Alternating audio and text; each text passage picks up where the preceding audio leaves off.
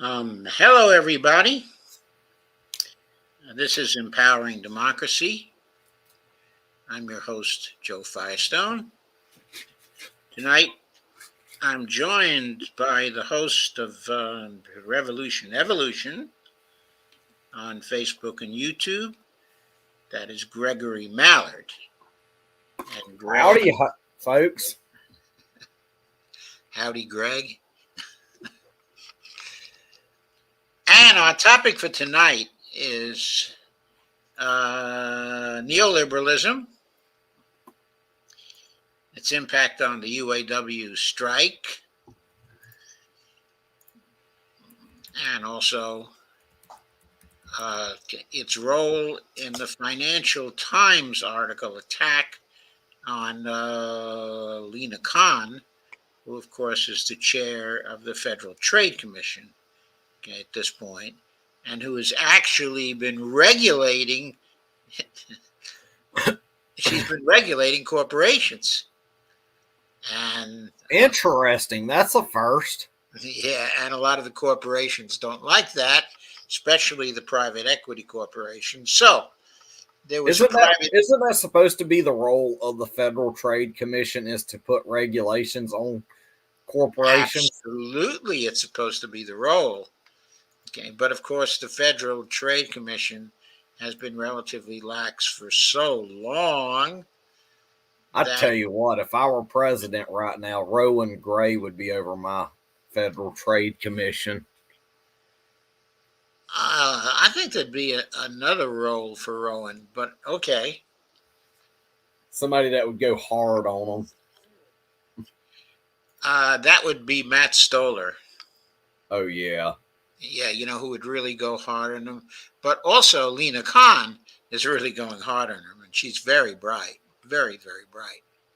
A very good person. And we were extremely lucky to get her appointed by Joe Biden, I think.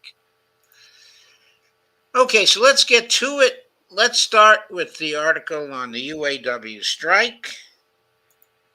And that is Bob Hennelly's article. And Bob Hennelly is well known to us. We've interviewed him. He's been on the show. And generally, we support each other on Twitter very, very closely. But I think he really came up with a corker this time. I think it's a great piece. He usually does great pieces. Just as a journalist, he's a real quality journalist. A lot of his journalism. So the title of this article is UAW's High Stakes Gambit. This strike is a, quote, potential paradigm shift. And this tagline is Americans like unions again, but few workers actually have one. The UAW is betting it can shift that dynamic. This piece was published on September 21st. I've been holding it since then, but I decided it would be great to use it tonight. Okay, the United Auto Workers strike against America's big three automakers is a high-stakes gambit that comes at a time when an increasing number of Americans support the union movement. But the percentage of workers who are actually union members is at an all-time low. John Samuelson is international president of the Transportation Workers Union, which represents 155,000 workers at airlines, railroads, transit agencies, universities, utilities, and other service sector employees. It's the largest airline workers union in the country. Samuel said in a phone interview that he saw the Teamsters' recent UPS contract gains and the UAW strike signs of a, quote, potential paradigm shift in a way that could represent the kind of great leap forward that would resonate across the trade union movement and for all working people, unquote. Just as Ronald Reagan turned back the clock for the labor union movement more than 40 years ago, quote, by firing all the air traffic controllers, unquote, Samuel said, quote again, these two events can turn the clock forward. I think we all certainly hope so. We certainly need our union movement back again, the way it was uh, in the 1950s. Nice and aggressive, always willing to fight. It was in August of 1981 that Reagan himself, the former president of the Screen Actors Guild, announced the mass firing of 11,345 striking union air traffic controllers and banned them for life from federal employment after declaring that there would be, quote, no negotiations and no amnesty. I've always wondered, but never heard about, whether any future president lifted the ban for life from federal employment. Because it seems to me that would have been easy for Bush, 41 to have done, but I wouldn't have expected him to do it. I certainly would have expected Bill Clinton to have done that, okay, or Obama to have done that. I wonder if they did. I have to admit, I don't know. It's hard to overstate what a kick in the teeth Reagan's actions were for the labor movement, which was already suffering. Paradoxically, in the process of undermining unions, the great communicator also captured a huge chunk of rank and file union households, a voting bloc Donald Trump capitalized on in 2016. I have to admit that's something I've never understood. Never understood why people who were union members were turning against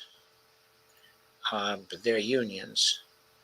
I know many unions were corrupt, but during that period of time, but they were at least something to fight the bosses with. So I never understood that Reagan was successful in getting union members to come over to his side. I've never seen a satisfactory explanation of that. The American Union movement had already declined from its zenith in 1945, when more than one-third of the nation's workforce, buttressed by military production, was organized. By the early 1980s, that was down to 1 in 5, 20%, in other words. Despite a major spike in strike and organizing activity, that proportion declined last year from 10.3% in 2021 to 10.1%, the lowest on record. In the private sector, where the UAW is making its stand against the auto industry, just 6% of workers are in unions today, compared to the 33.1% organized in the public sector. Reagan's destruction of PATCO, the Air Traffic Controllers Union, was rewarded in opinion polls that showed the public, perhaps inconvenienced by the cancellation of 7,000 flights, sided with the president. One poll suggested that with only 28% of the public thought the air traffic controller should even have the right to strike. Everyone should have the right to strike because it's their First Amendment right to protest. All right, I think they should have the right to strike also. Okay. I've never thought that public employees should not have the right to strike. That never made any sense to me. But that's, of course, a prime tenet, okay, of neoliberalism, of course. Okay, I think the neoliberals hated unions from the get-go. Well, it's because they wanted control over the workers, and they are seeing now that the unions are the way to allow workers to have full rights, which they should have full rights from the get go.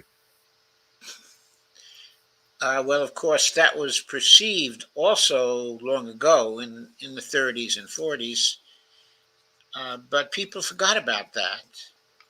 They got used to the unions, and they forgot that many of the advantages and many of the rights they had were due to what the unions did in previous times.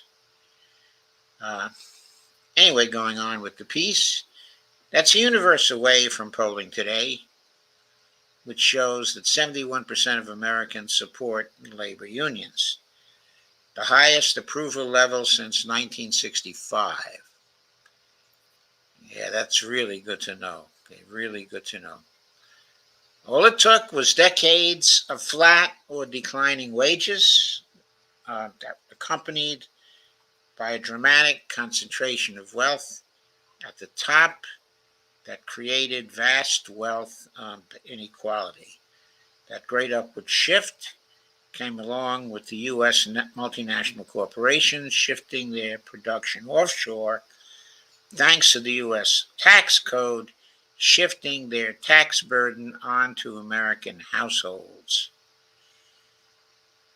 Of course, the corporate taxes here have declined from a high of something like, if I recall, I think it was 52%.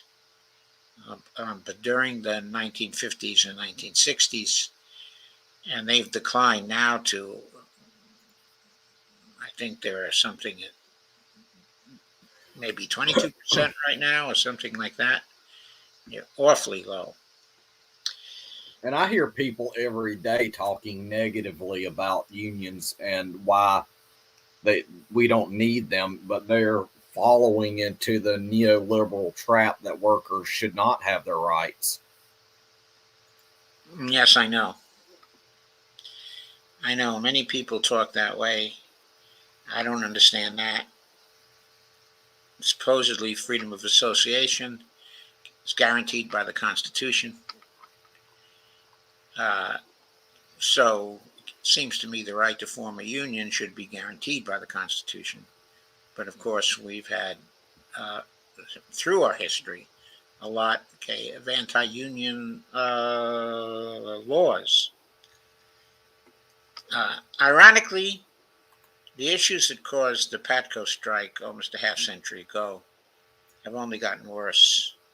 Like today's UAW, under the leadership of Sean Vane, boy, that guy, I really like that guy. The stressed out controllers were looking for a 4-day work week. They wanted a $10,000 raise, a better retirement package, and an upgrade of the antiquated equipment that put the flying public at risk. At the time, annual salaries for those sensitive and crucial jobs were in the 20,000 to 50,000 range. That was really crazy because if I recall at that time, the salaries for pilots were in the $80,000 to $90,000 range. Now, certainly, pilots are extremely important and should be paid well, but the air traffic controllers should have been paid well too. The New York Times recently found that the quote nation's air traffic controller facilities are chronically understaffed, unquote. That current quote shortages are more severe and are leading to more dangerous situations than previously known. Okay, feel free to break in with comments, Greg. Yeah, I'm seeing all the time where air traffic controllers, where they're needing air traffic controllers working out of Atlanta and Savannah, Georgia today. Oh, yeah, that doesn't surprise me at all. The Atlanta airport is one of the busiest in the country. So is the Savannah Hilton Head International Airport. Okay, I didn't realize that airport was so large. Oh yeah, it's a major international airport in the southeast United States, but it's nowhere near the capacity of the Atlanta Hartsfield International Airport. Yeah, I've been at that airport. It's at the time I thought it was a lovely airport, very very impressive. They've got a lot of nice concourses at the Atlanta airport.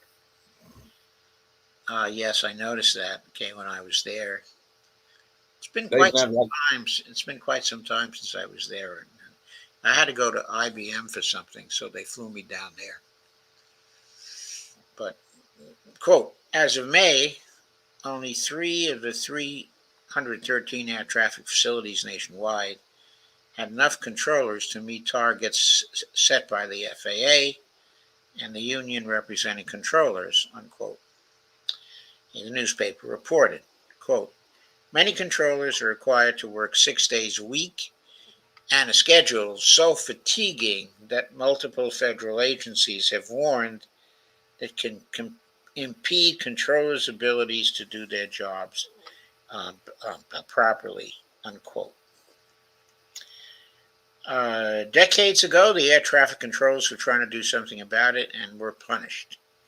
Quote, Patco, yeah, by Mr. Neoliberal himself, Ronald Reagan. Quote, Patco was also concerned about on-the-job stress for its members, as it reported 89% of those who left air traffic controller jobs in 1981 either retiring early and seeking medical benefits or leaving the profession entirely, unquote. That's according to Michael Barrera, who's a labor archivist at the University of Texas at Arlington. Ironically enough, Patco had endorsed Reagan in his presidential campaign. Less than a year later, it became the first federal workforce union to be decertified by the Federal Labor Relations Authority. As the role of organized labor declined, the power of capital and corporations ran the table in City Hall, state capitals, and on Capitol Hill, as both political parties fell into line with business interests that filled their campaign war chests. It was in the 1970s that the stark linkage between increased productivity and workers' wages was severed, ensuring that only the owner class would see the wealth generated by technological advances. Starting in the late 1970s, policymakers began dismantling all the policy bulwarks, helping to ensure that typical workers' wages grew with productivity, unquote, wrote Josh Bivens and Ben Zippera for the Economic Policy Institute in 2018. Quote, excess unemployment was tolerated to keep any chance of inflation in check. That's the war by the Federal Reserve on labor, which they had carried out for a very, very long time now. Raises and the federal minimum wage became smaller and rarer. Labor law Okay, as witnessed now, we haven't had a change in the federal minimum wage since 2008. 2008, when it was raised to $7.25 an hour. In many, many places, it's still at $7.25 an hour. The state minimum wage here in Georgia is $5.15 an hour. So it is $2.10 less than the federal minimum wage here in Georgia on the state level. Jesus. Excess unemployment was tolerated to keep any chance of inflation in check. Raises in the minimum wage became smaller and smaller. Labor law failed to keep pace with growing employer hostility toward unions. Tax rates on top of incomes were lowered, and anti-worker deregulatory pushes, from the deregulation of the trucking and airline industries to the retreat of antitrust policy to the dismantling of financial regulations and more, succeeded, again, and again. Yes, we saw all those succeed. And now, when Lina tries to reimpose regulations of various kinds, you see the private equity firms squealing like stuck pigs, as we will see later on in this program. From 1973 until 2016, the Economic Policy Institute reports productivity increased by over 73%, but actual hourly pay for workers only went up by 11%. That is, productivity grew more than 6 times faster than the wages earned by workers. In fact, 73% is nearly 7 times faster. During COVID, a mass death event that killed 1.1 million Americans, including thousands upon thousands of essential workers, wealth concentration continued to accelerate here and around the world. In response to union organizing drives, major employers like Amazon and Starbucks dug in regularly, running afoul of U.S. labor law. Quote, the pandemic's most significant outcome will be a worsening of inequality, both within the United States and between developed and developing countries, wrote economist Joe Stiglitz, in Scientific American. Quote, global billionaire wealth grew by 4.4 trillion between 2020 and 2021. At the same time, more than 100 million people fell below the poverty line, unquote. During that same period, there was a profound, almost existential reevaluation of work by Americans. In 2021, according to the Bureau of Labor Statistics, 47.4 million Americans left their current jobs. To get a sense of the scale of the upheaval, consider the AFL-CIO with its 57 constituent unions has a current enrollment of 12.5 million members.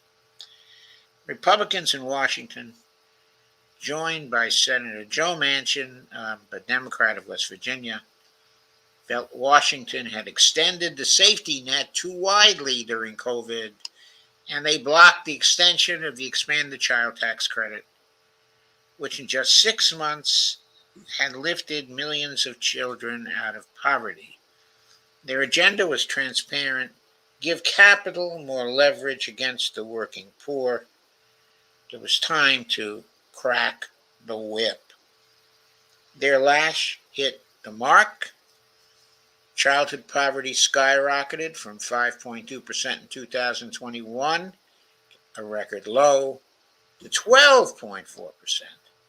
Almost a 140% increase in a single year. It's crazy how those neoliberals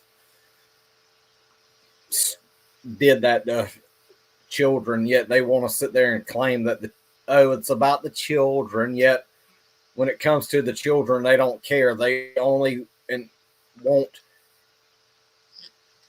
children to Yes. grow up to be dead soldiers. They love to talk about how they're all about saving the children, okay, with, their anti-abortion laws. Once the children are born, the last thing they want to do is take care of them. But that's always been part of the hypocrisy of the right, always. While Americans were increasingly coming back to full-time work, they were financially worse off for doing so for 2 years running. Quote, real median household income fell by 2.3% from $76,330 in 2021 to $74,580 in 2022, unquote, the Census Bureau reported. And quote again, between 2021 and 2022, inflation rose 7.8%. This is the largest annual increase in the cost of living adjustment since about 1981.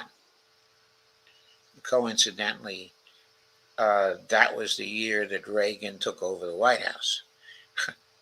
The annual Federal Reserve analysis of what proportion of Americans could cover a $400 emergency expense, quote, with cash or cash equivalents, unquote, dropped from 68% in 2021 to 63% last year.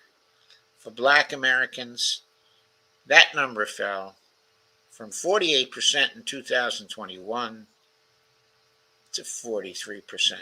Okay, for Latinos, it was an even steeper drop off, going from 54% in 2021 to 47%.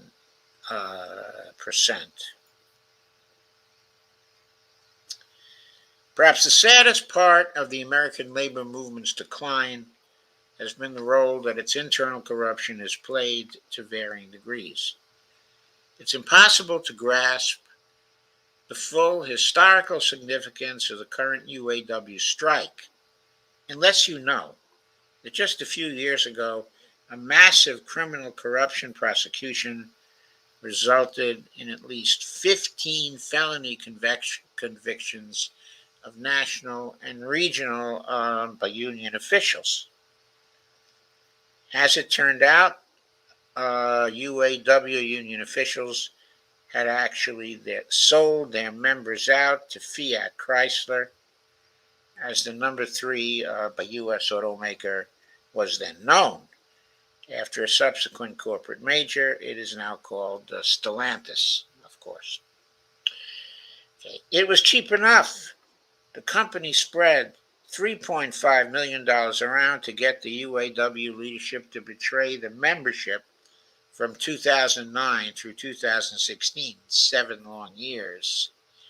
Fiat Chrysler, quote, conspired to make improper labor payments to high-ranking UAW officials, which were used for personal mortgage expenses, lavish parties, and entertainment expenses, unquote, said Irene Lindau, special agent with the Department of Labor Office of the Inspector General in March 2021, when the company was hit with a $30 million fine. Quote, instead of negotiating in good faith, the company corrupted the collective bargaining process and the UAW members' rights to fair representation. I guess the question that I'd have here is, were any members of the company jailed? I doubt it. There was a $30 million fine, and the UAW officials who took the bribes went to jail. But were the bribers able to get away without going to jail?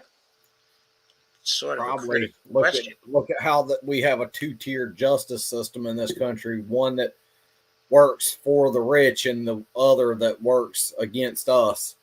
Yes, I know. Thanks to a court-appointed special master and a referendum, all of the UAW's active and retired workers got to vote for a new president. Shawn Fain, an electrician who formerly worked at the Chrysler transmission plant in Kokomo, Indiana, won in a runoff election, beating the incumbent Ray Curry by less than 500 votes out of almost 140,000 votes cast. That's amazing that it was such a small margin. In an online candidates forum, Fain blasted the UAW's incumbent leaders.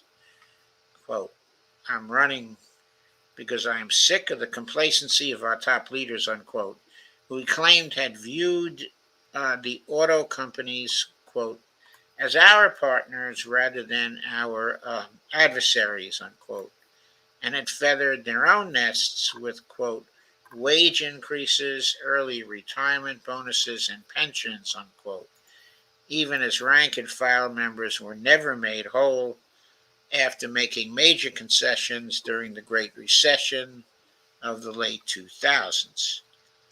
Fain has described the current labor action against the Big Three as much larger than one union and the auto industry. Quote, "If they've got money for Wall Street, they sure as hell have money for the workers who are making the product," unquote, he said.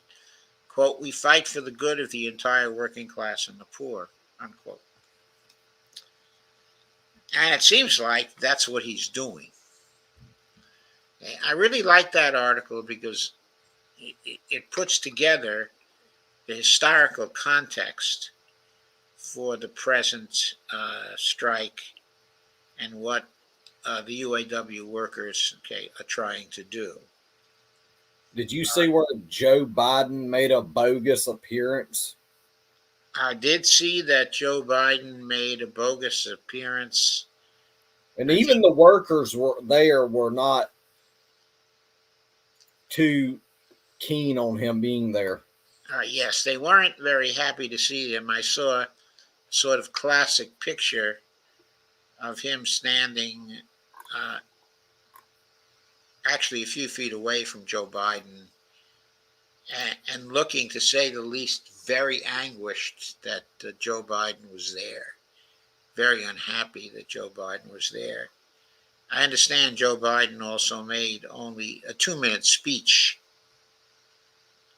and that he was there for a total of, I don't think it was too many minutes. I thought I read the figure somewhere, 7 minutes. Cornel West was there. Huh? Cornel West was there, yeah. He made a phenomenal speech. Cornel West was on the line, and he was flagging down cars. I mean, he was quite active. See, that's what we need in the White House, is somebody like that that's willing to actually go to and join the picket line. We certainly do need somebody like that. I don't know if RFK was there or not. He wasn't there for that strike, but he was there for the strike of the writers and the artists in California, and he joined the picket line out there. Of course, he has a lot of friends who are in that particular union. So that was probably part of his motivation for going to that. But I haven't heard that he's been on the UAW picket line. So I assume he hasn't been there yet. I certainly think that he should go, though. Oh, absolutely, he should go.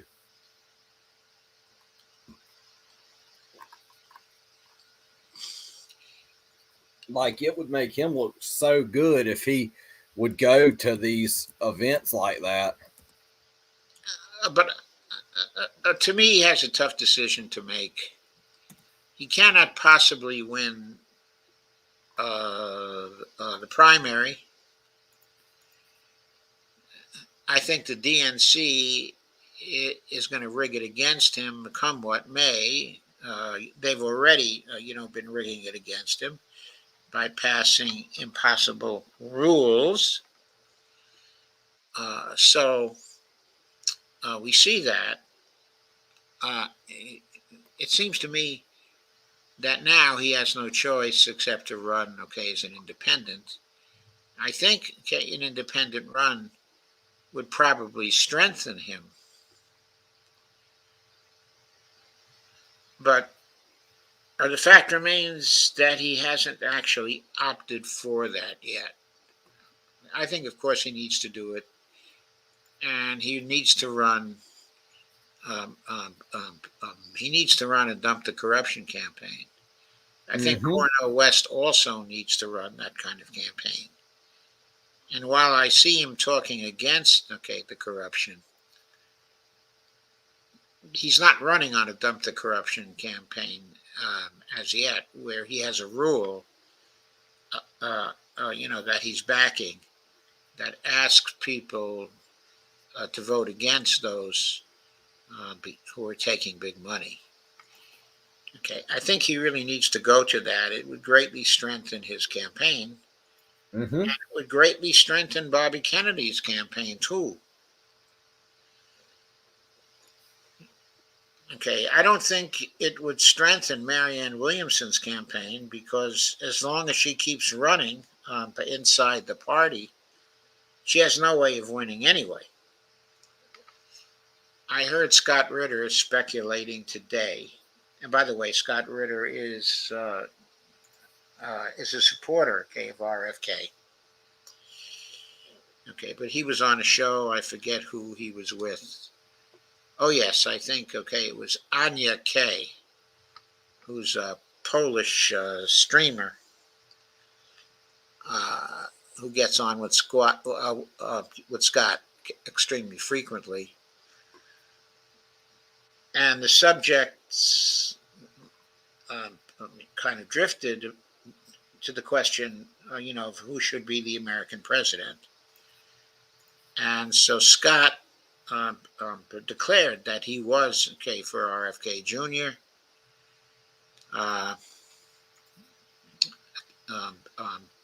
He was very emphatic about it, very much against both Joe Biden, and Donald Trump. But of course, under the present circumstances, I don't think that RFK has a chance inside of the Democratic Party. So he has to make that decision, to run, as an independent. I think he ought to be quick about it. Yeah, like he needs to do it. He's been approached by the Libertarian Party. Yeah, I don't think he ought to run, as a Libertarian, because he doesn't really have their kind, of platform. And I don't want to see him, in any way handcuffed by that. But he can run as an independent. And I think there's enough time for him to, get on the ballot in many, many states, and to have a chance to win. He can still raise the kind of money that Bernie raised, in his run, if he runs a small dollar campaign. I've seen some emails this week, that indicate that he's trying to shift over now to a small dollar campaign. Until now, I think he's just been trying to raise money from wealthy friends that he has, and other wealthy people. I think he needs to stop that. Yeah, he should have never did that. Cornell isn't even running on big money. I know he's not. But I'm sure he's gotten some contributions over $200 because I think that he knows some fairly wealthy people too.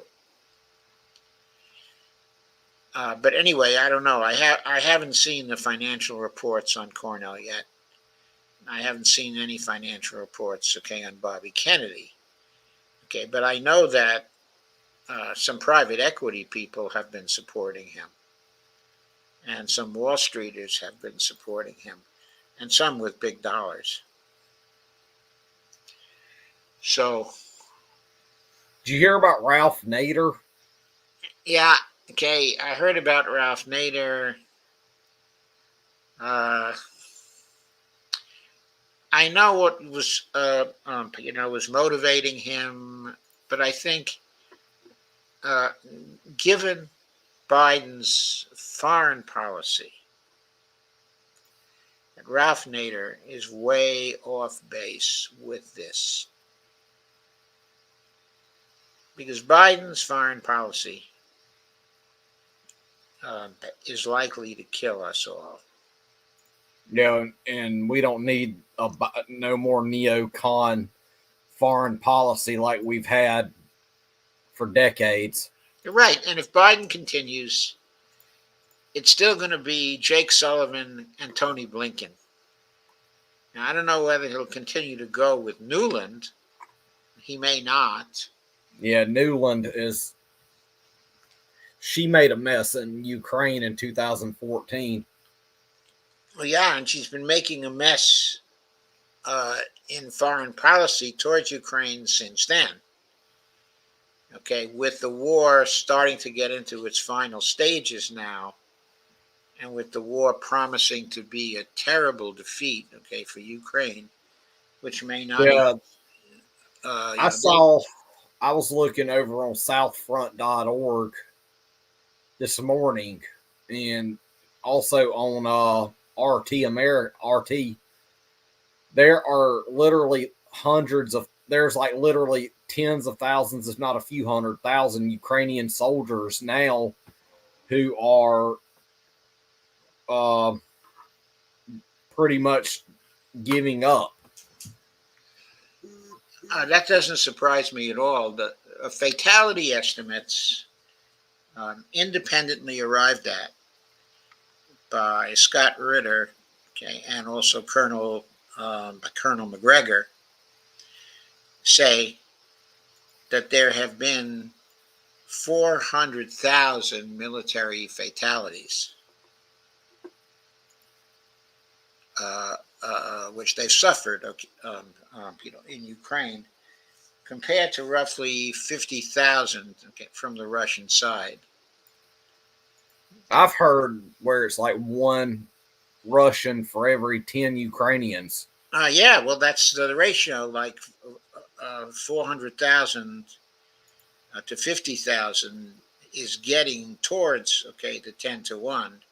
Okay, I've heard there are also another 100,000 people, okay, who have been knocked out of the war because uh, they're wounded. They weren't fatalities, but they're wounded so seriously, they've been knocked out of the war. So that 500,000 casualty figure compared to the 50,000 on the Russian side, that is a 10 to 1 ratio. Okay, there. Okay, it's interesting because it corresponds to roughly the same ratio, when it comes to the artillery resources of the two sides. The Ukrainians are outgunned by 10 to 1.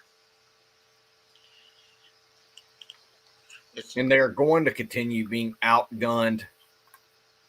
Like, the only solution to this whole mess, in my personal view, this is just my view, I think they need to order a ceasefire in Ukraine immediately and begin peace talks. Okay, I don't think the Russians will begin peace talks until they until the demands being made by the Ukrainians start becoming reasonable. I also don't think that the Russians are going to stop attacking, okay, until there are guarantees concerning the collective West stopping the shipment of arms and money. Ukraine, and money. But the basic point being that from the Russian point of view, if there's a ceasefire right now and a freezing in place, that's only going to give the West the opportunity to rearm Ukraine. And the Russians won't have anything of that because but Sergei Lavrov actually stated that just but today.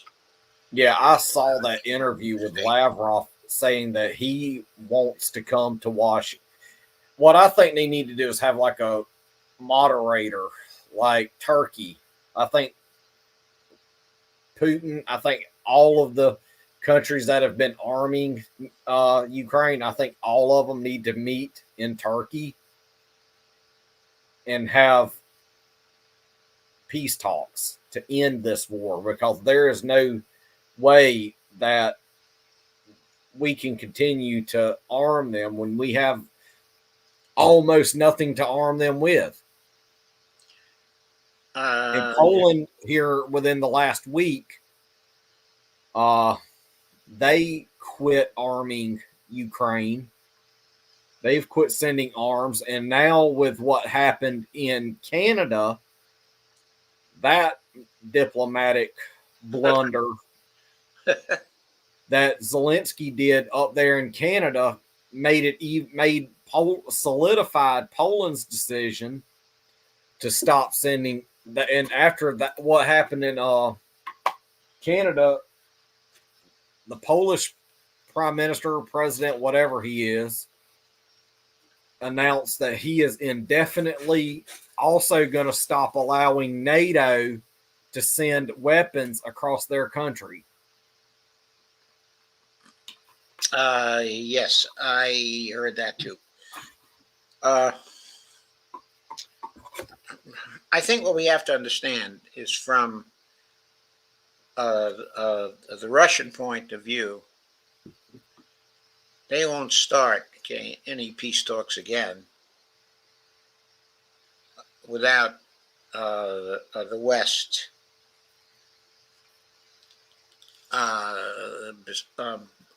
stopping its weapons, from coming in. And the Russians are going to have to be in a position to enforce that before they will start any peace talks, because there's no trust. Even Donald Trump himself said that same sentiment. Yeah. And when he is to the left, when somebody like Donald Trump, a Marjorie Taylor Greene, and a Matt Gaetz, of all people, are to the left of the Democrats, you know the Democrats have become a war pig party. Well, you certainly know the Democrats, are off base, but I agree with you. They have become a war pig party under this administration. In other words, this is a neoliberal, neocon administration, and they're following a neoliberal foreign policy. It's a foreign policy aimed at maintaining the unipolar system, and the hegemony, of the United States. And given the changes in the world, it's completely unrealistic. Steve Wolfbrand just made a really good comment here, and it goes along with unions. He said it is known that the mafia infiltrated the unions, especially the dock workers, which is fine, I suppose, as long as they looked after the workers. I'm not sure what happened after that. I think what happened was, but there was a progression here. The dock workers had been infiltrated sometime in the 1940s, actually by the Communist Party. And the Communist Party, had extremely active leadership, for the dock workers. Of course, the right wing here in this country wanted no part, of the Communist Party. So they chased the Communist Party out of the dock workers union, Okay, at least on the West Coast, I'm talking about. Okay, and I think that may be when uh, uh, um, the mafia came into the dock workers union out there. Of course, I think it was always in the dock workers union in the East Coast. Okay, but yes, they did infiltrate. Okay, that union, and they were very important in that union. But to get back to the conditions for the peace talks, uh, there's no trust because the West screwed Russia. Uh, First, with reference to the promise, okay, that um, uh, um, um, um, um, that they would not move 1 inch west. NATO would not move 1 inch west, okay, of Germany, okay, if the Russians allowed the reunification of Germany to take place, okay, in the early '90s. And of course, during the Clinton administration, we completely broke that promise. Okay, so that was a basis for distrust. Okay, but then when the Minsk agreements were signed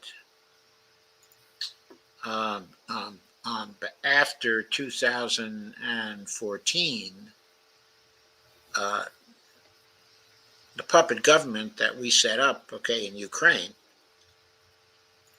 uh, but after it actually negotiated the Minsk agreements, uh, it refused to implement them. Okay, it never implemented them. But those agreements were guaranteed by the French, okay, and Germans. And the French and Germans did nothing to stand behind the um, uh, the second, okay, of the Minsk agreements. And so the Russians were basically left holding the bag. Oh, those agreements were good for both sides, okay, for the Russians, okay, and for the Ukrainians too. Had they followed through on the agreements, there would have been no Ukrainian war and no loss, okay, of over, more than 500,000 people, okay, on both sides.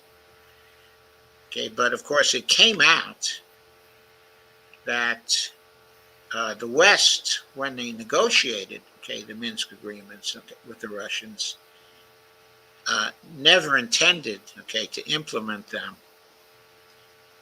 Okay, they only agreed to them in order to give the West the time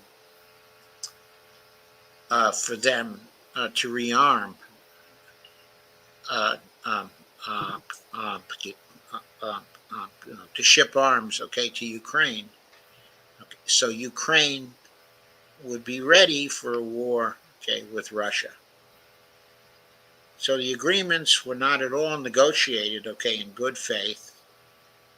Uh, but that was admitted by France, okay, and also, by Angela Merkel, okay, in Germany,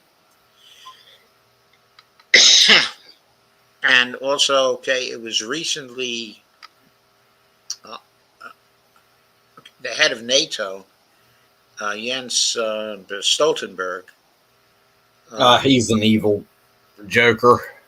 right, and he casually admitted it also himself, very recently. Okay, so it's now public that they played Russia for a fool, okay, with those agreements. Okay, so Russia has no trust in them anymore. They will only do self-enforcing agreements with the West, and that includes just stopping the shooting. They're not going to stop the shooting and stop the killing until there's a self-enforcing agreement, okay, with the West. And I don't see that the United States is prepared to enter into such a self-enforcing agreement. And Zelensky may not be prepared to enter into that kind of agreement also. Okay, because he's been very stubborn about it. He keeps on uh, uh, uh, uh, advancing these absolutely impossible demands. Being out of ammunition, uh, uh, soldiers, no command of the air, no real ability to continue fighting this war. And he's insisting on the restoration of the Crimea to Ukraine. That's insane. He's making demands that are insane and that provide no incentive, okay, for the Russians to enter negotiations. And so they won't. What I think they're going to do is to push on until they've overturned the regime in Ukraine, okay, itself. And then maybe they'll make agreements with the successor regime, okay, if they believe they can trust, okay, the successors. I'm not sure they want to take over the whole of Ukraine, but if they can't find people to deal with, that may be their only recourse to end the existence of Ukraine, okay, as an independent state. But I think that's what we're looking at right now. We're looking at a capitulation by the Ukrainians at this point. Okay, or we're looking at the end of Ukraine, okay, as an independent state.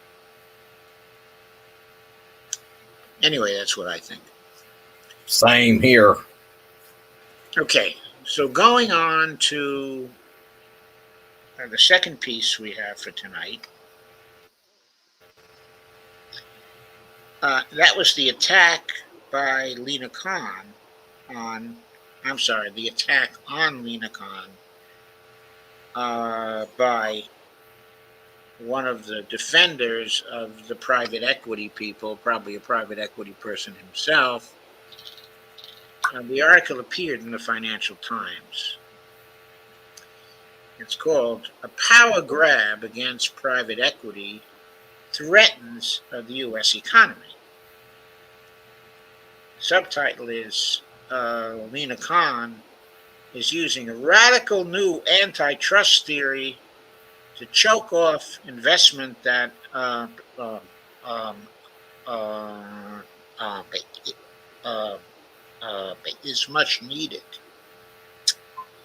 Here's a picture, okay, of Lina Khan looking comfortable in her chair. Lina Khan's efforts to reimagine federal antitrust law by breaking from the consumer welfare standard only slow an engine, okay, of the economy. Yeah, that's the typical kind of rhetoric for the neoliberals, that they are the engine of the economy. They are the job creators. I think we all know that is mostly bull. The writer here is President and Chief Executive of the American Investment Council. His name, okay, is Drew Maloney, I believe. Yeah, there it is. Okay, Drew Maloney. This was written, okay, a day ago. I don't know exactly when that was. Let me see. I don't see a specific date. Maybe one will come up later. Okay, the U.S. is a beacon for global investment, okay, and innovation. And private equity plays a vital role in building better businesses, employing millions, and delivering strong returns to support the retirements of millions, okay, of working Americans. Approximately 85% of private equity investment supports small business with fewer than 500 uh, employees. That is a very misleading statement because often, okay, what private equity does is it goes into corporations.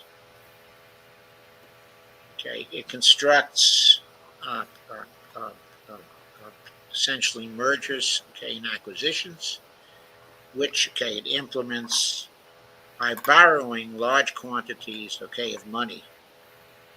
It then goes into companies that are working very well, okay, and are employing considerable numbers, okay, of people.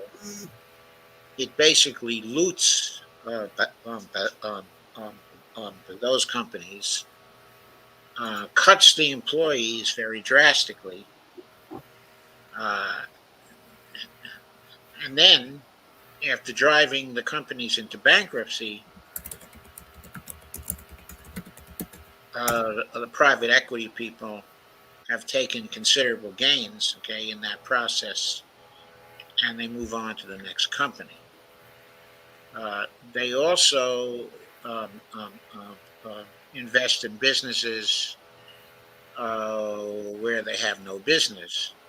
For example, they've been acquiring healthcare institutions. They've been working the Medicare system. Uh, uh, they've become a part of the ACO REACH program. Sounds like the Medicare Advantage deal.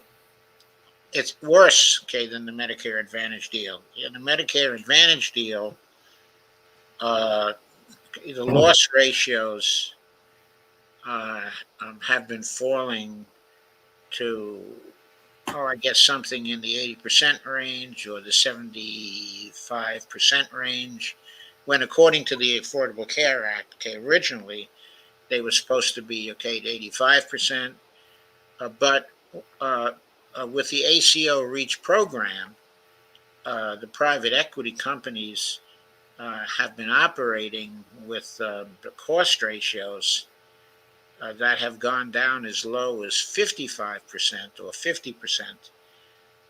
Okay, to be clear about what this means, the loss ratio refers to the percentage of spending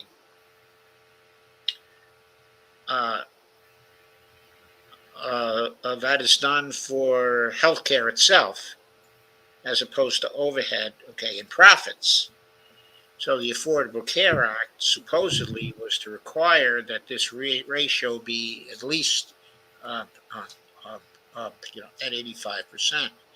But in the Medicare Advantage program, it's been falling to less than that. I think it's now around 70% or something like that.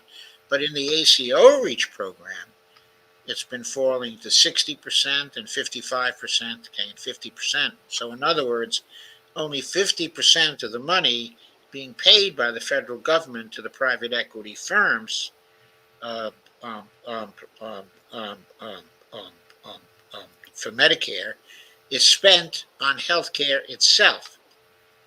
The other 50% or 45% or 40%, okay, is going to overhead and to profits for the private equity firms. So one of the things that a number of private equity firms are doing right now is basically looting the um, the Medicare Trust Fund. I should say the so-called Medicare Trust Fund because there's no real money there. It's just an accounting record. But what they're doing is looting the accounting record essentially by drawing money from the Treasury. Uh,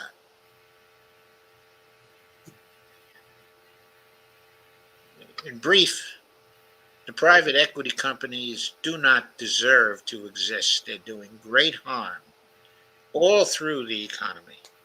But we'll get to that, okay, a little later because we're going to go over some tweets from Robert C. Hockett, who's a law professor at Cornell, and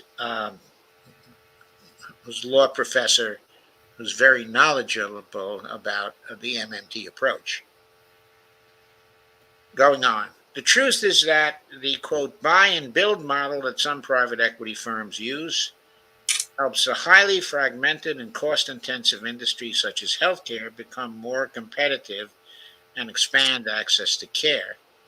Of course, they do that at the expense of the patients.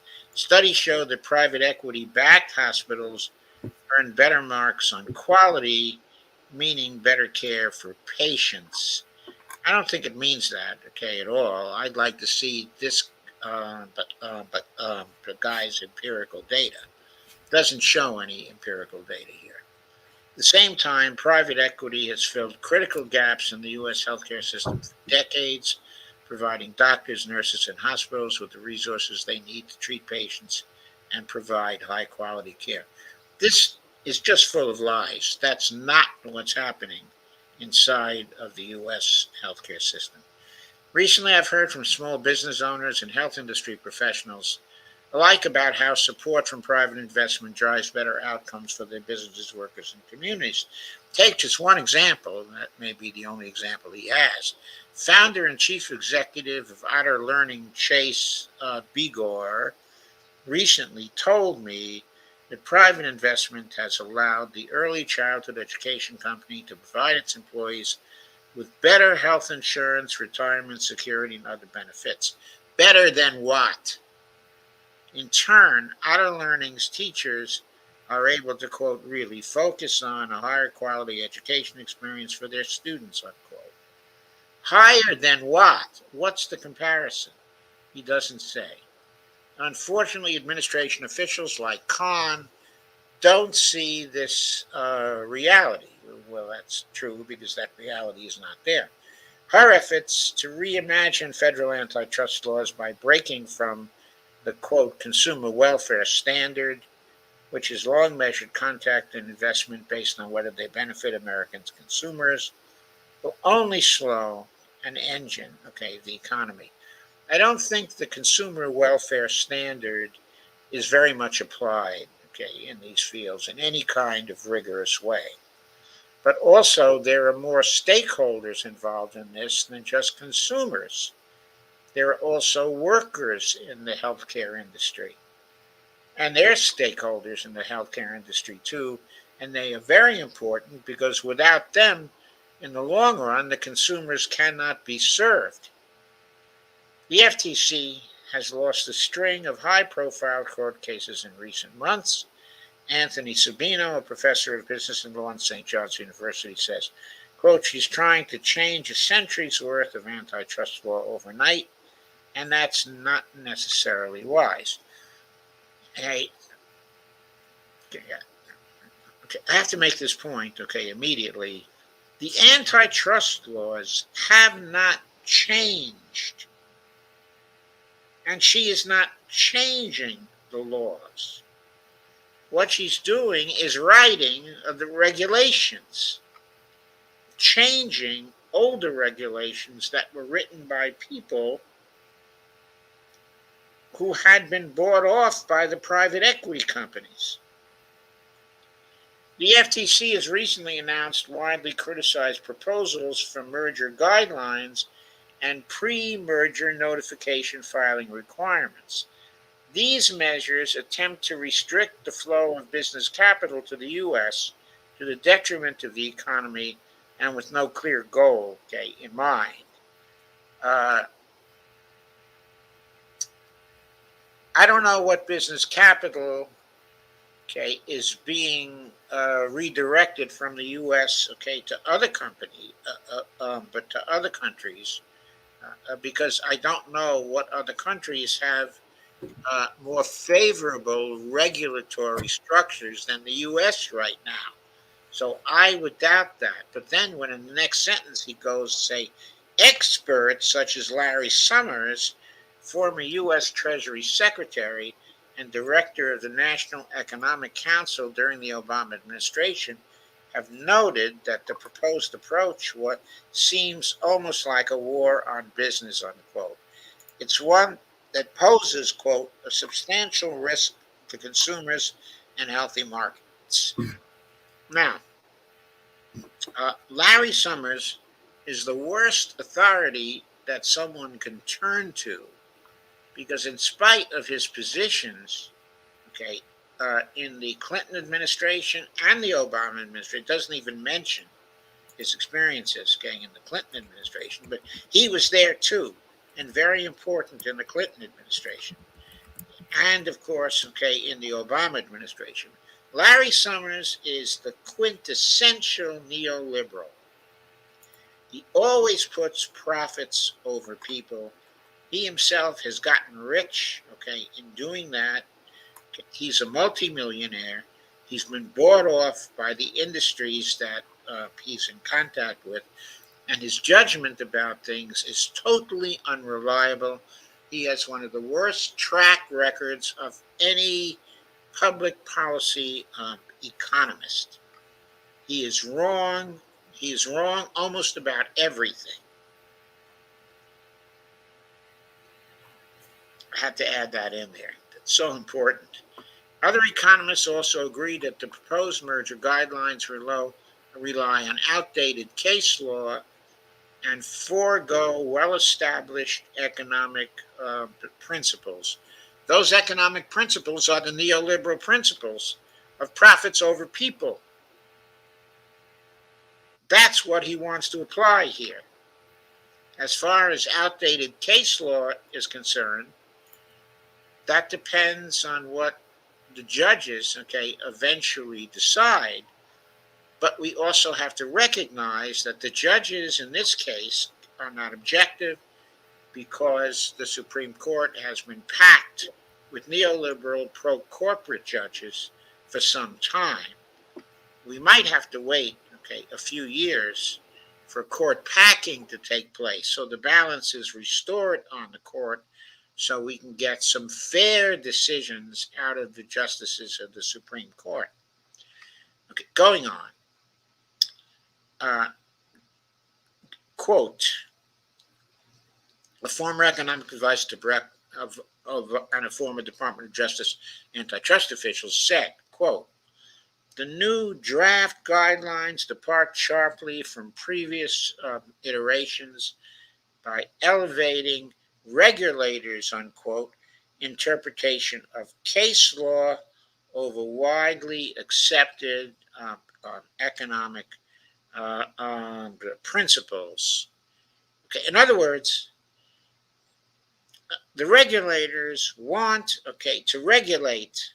The neoliberal economists do not want them, okay, to regulate, and they turn to neoliberal economic principles, much different from post-Keynesian economic principles. They turn to that, okay, and they say, well, the regulators are ignoring, okay, these economic principles. These economic principles are not legal principles. They're not written into the law. The regulators are charged with interpreting a law for the public purpose. It's too bad if that doesn't conform to the economic principles of the neoliberals. The guidelines shouldn't become a debatable legal briefs, or worse, okay, a political football.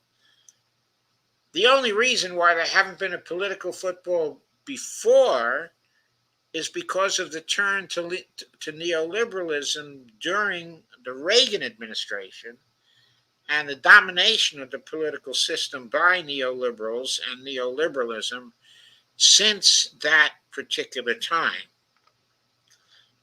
Private equity directly backs the jobs of 12 million workers and has invested in more than 44,000 American businesses since 2017.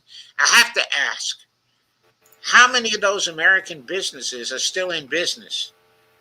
Probably not very many. It doesn't say.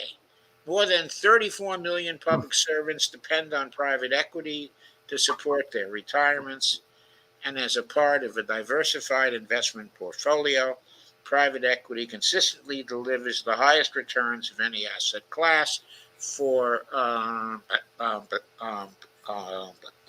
public pensions. I have to say there, private equity is not needed to back the pensions.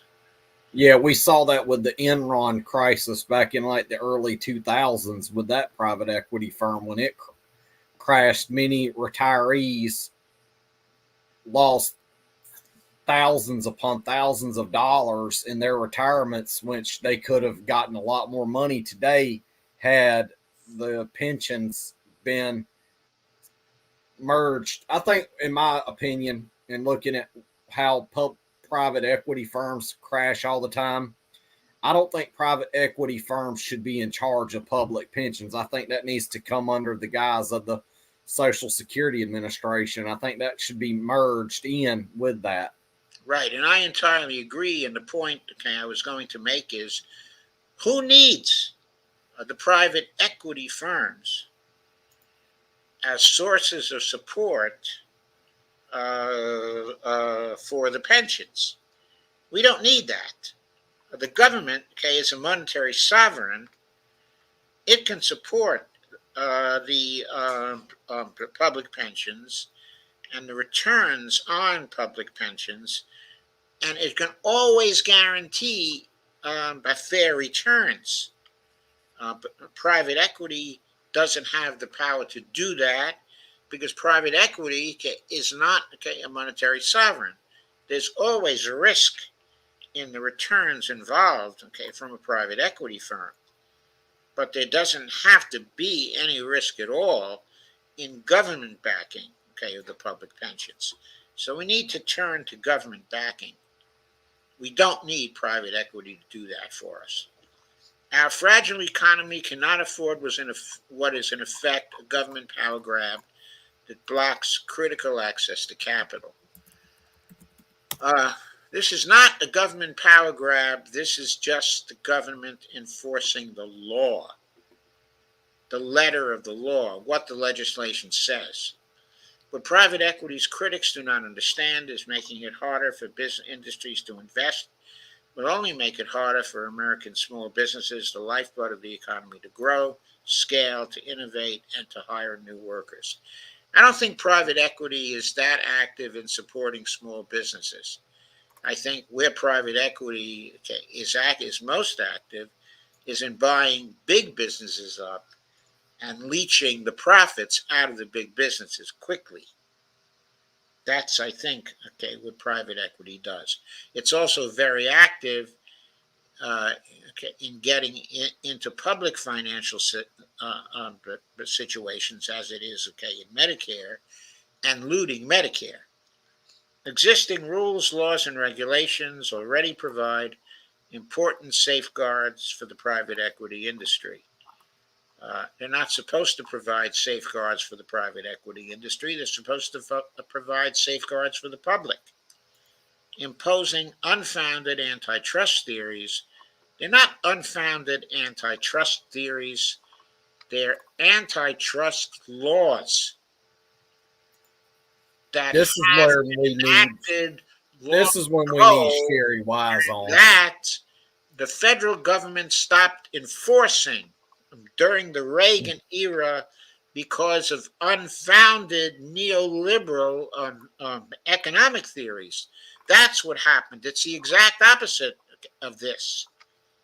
The antitrust theories were working just fine until the antitrust laws were working just fine until the neoliberals got a hold of them and got into the bureaucracies and infused the bureaucracies with neoliberal theories, which basically said, do not regulate, let the private companies do what they want to do. By the way, that's one of the things Larry Summers is most known for. He's one of the most anti-regulatory economists in existence. Sorry, Greg, I talked over you. You had a point. Yeah, talk in regards to the antitrust stuff. That's when we need somebody like Sherry Wise on with us. Yes, we certainly do, because Sherry Wise has a lot of antitrust experience. I would have asked her to come on, but I just forgot. Instead of threatening the very investments that help competitive markets thrive, We should encourage more of the partnerships that benefit consumers, workers, entrepreneurs, retirees, doctors, and nurses. Well, we should encourage if that were true, but the private equity partnerships do not benefit consumers, workers, entrepreneurs, also retirees, doctors, and nurses. How do we know? Because private equity interventions into the Medicare system have not benefited consumers.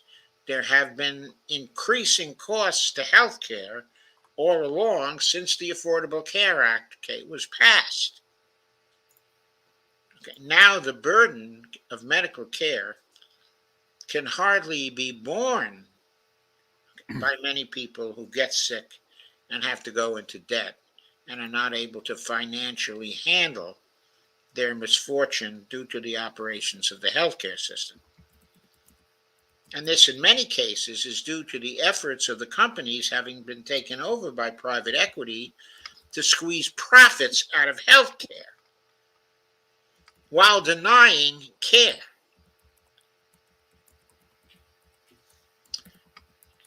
Anyway, that's that article. What I wanted to turn to now, of course, I think that article is just total fraud, but I wanted to call up some tweets that appeared today by Professor Robert C. Hockett. He's a university professor at the law school at Cornell University. I wanted to bring up 3 tweets that he offered in relation to this article specifically. So let me bring up those tweets.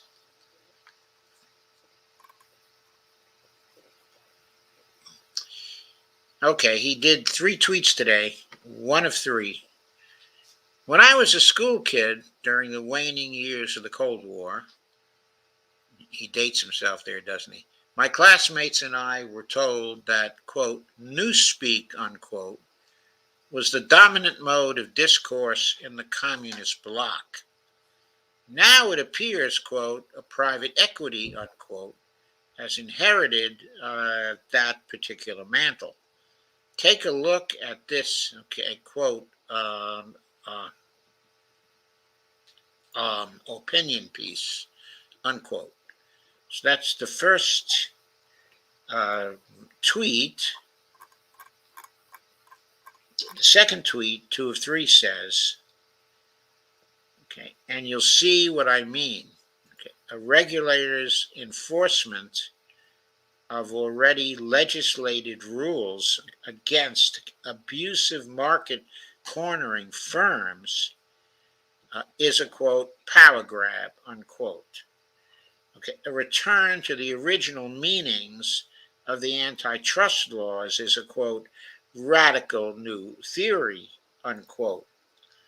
Hostile takeover firms that saddle, and then he goes to the third tweet,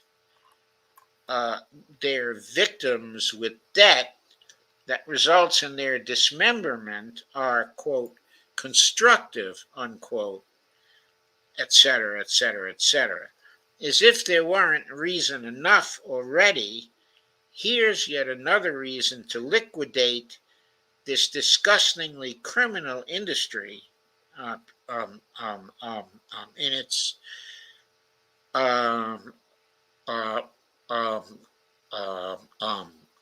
entirety. And then he cites at Lina Khan, FTC. So Lina Khan will see this, and then he shares the article that I just read from the Financial Times.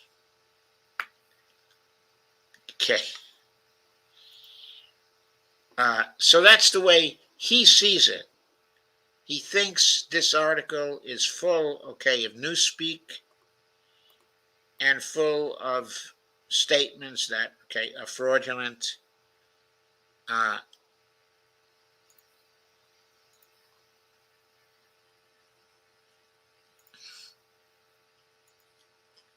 Okay, so John Ferlin replied to this, and he said, more than 35, quote, more than 35 million public servants depend on private equity to support their retirements. Consistently delivers the highest returns of any asset class for public uh, pensions, unquote. And then Ferlin says, after quoting, public unions benefit from private equity attacking private workers to, quote, earn, unquote, high returns. No class solidarity, okay, as usual. So that's another sardonic comments about that article, which was surely, okay, a travesty. I don't know why the Financial Times, okay, actually published it. I suppose it's because the Financial Times, okay, is the epitome of a neoliberal uh, uh, outlet. But I have seen some post-Keynesian stuff in the Financial Times, okay, from time to time. But I thought this was a particularly biased and poor article to publish in there. And I think the editors should have given uh, uh, um, um, people, okay, like Bob Hockett, okay, a chance to reply to this article in some detail. Any comments on that, Greg? Bob's summed it up very well for us. Yeah, I thought he did sum it up very well for us. It would be nice to have Bob on the show here eventually with us. Well, I've asked him a couple of times. He's expressed an interest, but he was traveling. He was doing this, and doing that. Okay, but I will ask him again from time to time. He and I seem to be very friendly on Twitter. He supports all my stuff, and I support all his stuff. So perhaps we will be able to get him on at some point, okay, in the future. We have a few comments to consider. Uh, these are not too many. After the good evenings, Steve Wolfbrand said, it is known that the mafia infiltrated the unions, yes, especially the dock workers. Yeah, that's what the film, but on the waterfront, it was about the 1950s films that won Academy Awards back then with Marlon Brando and Rod Steiger, okay, as the stars of that movie, which is fine, I suppose, as long as they looked after the workers. I'm not sure what happened after that. Uh, okay, I'm not sure they looked after the workers. Steve says, Doc, wary. And Doc says, this goes back many centuries. This is not our business. I'm sorry, Steve. What are you talking about? I think he was talking about the war in Ukraine.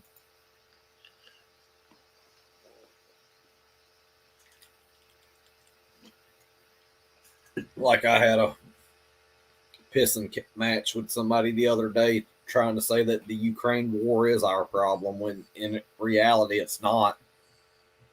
Well, we provoked the Ukraine war. So in Yeah, that it's been sense, okay, it is our problem. a problem we created because of neocons in government like Like Newland. Victoria Nuland. Yeah, she went to Niger trying to stir up stuff there, and they told her to get out. Yep, they did tell her to get out. Okay, but the United States is still trying to stir up trouble there. I guess we haven't been quite successful, okay, in doing it yet. And Steve Wolfbrand said, well, I have to go to bed. Good night, everybody. at 10:22. Well, thank you, Steve, for coming.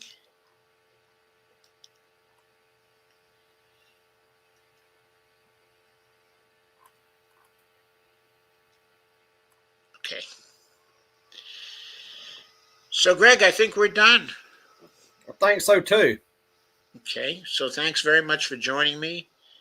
And Oh, it's been a pleasure as usual. well, thank you. It has been a pleasure as usual. And you take care and have a great night. And don't forget to like, share, comment, subscribe, and follow. All right. And please don't forget to buy us coffees and perhaps visit my Patreon account. And I'll be back tomorrow with a Dump the Corruption show. Ooh, that one should be wonderful. Yes, it should be wonderful. Not All sure right, what later, taters. we'll cover yet, but we'll see. Okay, Greg, take care of yourself. I'm going to end it now.